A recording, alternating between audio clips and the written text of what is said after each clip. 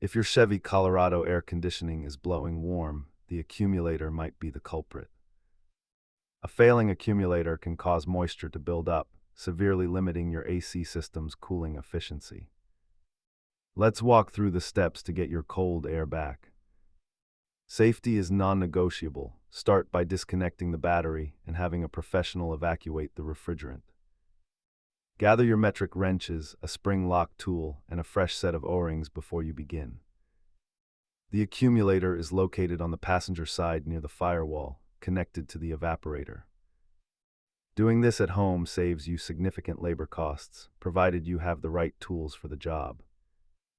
Even with the cost of professional evacuation and recharging, you are still well under the price of a full shop repair. Always lubricate new O-rings with PAG oil and pull a deep vacuum to ensure no moisture remains.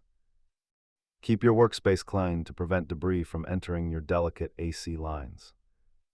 Remember, in automotive AC work, cleanliness is the difference between a job that lasts and a repeat failure. Thanks for watching, and remember to check your local shop's policy on refrigerant disposal before starting.